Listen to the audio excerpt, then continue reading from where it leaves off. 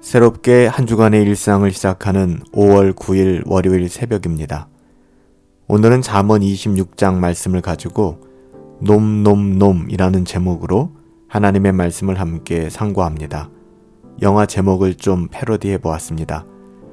세 종류의 사람인데요. 첫 번째 미련한 놈, 두 번째 게으른 놈, 세 번째 말에 실수가 많은 놈. 이렇게 세 종류의 사람에 대해서 잠언은 경고하고 있습니다. 세 종류의 사람에 대해서 이야기를 하고 있는데요. 잠언은 이런 사람들을 모두 악한 자라고 규정하고 있어요. 왜냐하면 이 모두는 하나님을 경외하는 사람들의 태도가 아니기 때문이죠. 그래서 우리가 정말 하나님을 경외하면서 살아가고 있는지, 우리의 삶의 모습을, 우리의 삶의 일상을 오늘 이 말씀에 비추어 세 종류의 사람들의 삶과 비추어 우리 자신을 돌아보는 것은 굉장히 유익한 일이 될 것입니다. 먼저 본문은 미련한 사람에 대하여 이야기하거든요. 1절부터 12절이죠. 미련한 사람은요, 그의 영광과 존경과 명예가 마치 여름에 눈이 내리는 것 같이, 그리고 가을 추수 때 비바람이 부는 것처럼 전혀 어울리지 않는다라고 이야기합니다. 한여름에 눈이 내린다는 것, 그것을 기대하는 것은 어리석은 일이잖아요. 이와 같이 미련한 자에게 영광과 존귀와 명예는 어울리지 않는 것이다 라고 이야기하는 것입니다. 또한 미련한 자에게 괜찮다 이렇게 이야기해주며 심지어 그를 추켜 세워주기까지 한다면 이것이야말로 강도에게 칼을 쥐어주는 것처럼 위험한 일이라고 성경은 경고하고 있어요. 이것은 정말 위험을 방치하는 행동이라는 것이죠. 미련한 사람의 말에는 대꾸를 하지 말거나 그의 어리석음에 따라 적당히 대답해야 그와 같이 어리석은 자가 되지 않고 또 그로 하여금 스스로 지혜롭게 여기는 착각에 빠지지 않게 할 수 있다라고 성경은 말씀하고 있어요. 미련한 자에게 신뢰를 주는 것은요, 스스로 해를 받는 어리석은 일이다 라고 6절에 말씀합니다. 미련한 사람의 입에서 나오는 말은 그럴듯하게 말한다 할지라도 영향력이 없고 무능한 말이 되고요. 7절 말씀이죠. 또한 9절에 보니까 술 취한 자의 손에 들린 가시나무처럼 위험한 영향을 줄 뿐이다 라고 경고하고 있어요. 잠언 기자는 그래서 미련한 자를 데리고 일하는 것보다 지나가는 길 가는 사람 아무나 붙잡고 일하는 것이 훨씬 낫다 라고 10절에 이야기하고요. 미련한 자의 미련한 행실은 실수가 아니라 거듭 반복되어지는 특징을 가지고 있다라고 11절에 언급하고 있습니다. 정말 그런 것 같아요.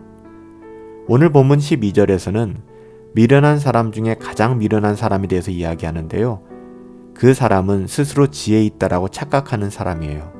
자기의 주제를 파악하지 못하는 것이죠. 그런데요, 우리가 미련한 사람에 대해서 이야기하고 있는데 여기서 오해하지 말아야 될 것은 오늘 본문에서 말하고 있는 미련한 사람은 공부를 많이 하지 못한 그런 사람이 아니에요.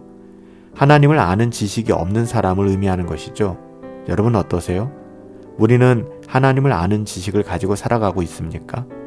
바로 이런 하나님을 아는 지식만이 우리가 미련한 사람인지 지혜로운 사람인지를 결정하는 요소가 된다는 사실을 여러분 꼭 잊지 말고 기억하시기 바랍니다. 오늘 본문은 두 번째로 게으른 사람에 대하여 13절부터 16절까지 이야기하고 있는데요. 게으른 사람은 늘 핑계를 대며 살아갑니다. 핑계가 끊이질 않아요. 그는 자신이 밖에 나가서 일하지 못하는 핑계를 뭐라고 대고 있어요? 길에 사자가 있어서 못 나간다라고 이야기합니다. 13절 14절 말씀에 보면 그의 삶은 게으르기에 항상 침대를 중심으로 누워 있고요. 침대를 중심으로 움직인다 이렇게 잠언 기자는 꼬집어 이야기하고 있어요. 심지어 이렇게 게으른 사람은요, 자기 손을 그릇에 넣고도 입으로 가져가기를 귀찮아한다라고 15절에 이야기하죠. 정말 끔찍하지 않습니까? 이렇게 게으른 자의 특징은 자기가 세상에서 가장 지혜롭고 또 가장 현명하다고 생각하는 거예요. 16절 말씀이죠. 정말 어이가 없습니다. 또한 12절에 보면 이것은 앞에서 살펴본 미련한 사람과 동일한 특징이거든요. 미련한 사람도 그렇잖아요. 자기가 미련함에도 가장 지혜롭고 현명하다고 생각하는 거예요. 게으른 자도 마찬가지입니다. 여기서도 한 가지 우리가 오해하지 말아야 될 것은요. 잠언이 언급하고 있는 게으름은 일반적 게으름이라고 생각해서는 안 됩니다. 사람이 비록 자기 육신을 위해서 열심히 부지런히 살아갈 수 있어요. 하지만 자기 영혼을 위해서는 정작 아무런 노력도 기울이지 않고 살아간다면 그는 영락없이 오늘 잠언 기자가 지적하는 대로 게으른 사람이 되는 거예요. 아무리 일찍 일어나고 수고하며 늦게 누울지라도 세상적인 안목으로는 근면 성실할지라도 하나님을 아는 지식이 없기에 하나님의 뜻대로 살아가지 않기에 그가 행하는 모든 것은 다 헛된 것이 되는 것이죠. 오늘 본문이 말하는 마지막 사람은 말을 잘못 사용하는 사람, 즉 말의 실수가 많은 사람이에요. 그는 자기와 상관없는 싸움에 끼어들거나 남에게 험담을 하고 다른 사람을 속여 손해를 끼치며 상처를 준 후에 그저 자기는 농담으로 말했다거나 이렇게 가볍게 넘기는 사람이에요. 우리 주변에도 이런 사람들을 우리가 어렵지 않게 만날 수 있는 것 같아요. 이런 사람은요, 횃불을 던지거나 화살을 쏘아서 남을 죽이는 어리석고 미친 사람과 다를 것이 없다라고 잠언 기자는 적나라하게 지적하고 있어요. 18절부터 19절이죠. 솔직히 말이라고 하는 것은 굉장히 어려운 주제인데요. 말이 많은 사람은 다툼을 일으키기 쉽다라고 20절에 경고하고 있습니다. 그래서 성경은 말을 지나치게 많이 하지 말아라 그렇게 이야기하고 있어요. 게다가 남의 말을 많이 하는 것은 별난 음식처럼 사람들이 좋아해서 더욱더 조심하라 이렇게 21절에 말씀하죠. 더불어 우리가 하는 말 중에서 빈 말은 정말 위험합니다. 아무리 감추려고 해도 결국 그 마음은 드러나게 되어 있거든요. 남을 빠뜨리려고 함정을 파고 넘어뜨리려고 돌을 굴리는 자는 자기가 그 덫에 걸리게 될 것이다 라고 27절에 말씀하고 있습니다. 거짓말, 아첨하는 입은 뭔가를 얻기 위하여 그렇게 하는 것이지만 28절에 보니까 결국은 자기가 망하게 되어 있다 라고 기록하고 있습니다. 그래서 신자에게 있어서는 정말 중요한 것이 말을 어떻게 사용하는가, 바로 그거예요. 하나님의 자녀들의 말은 마음의 표현이어야지 마음에 없는 것을, 마음과 다른 것을 말해서는 안 됩니다. 이것이 바로 신자의 진실성을 드러내는 문제이기 때문에 그래요. 이것에서 어긋나면 그는 하나님을 아는 자요, 지혜로운 사람이라고 할 수 없을 것입니다.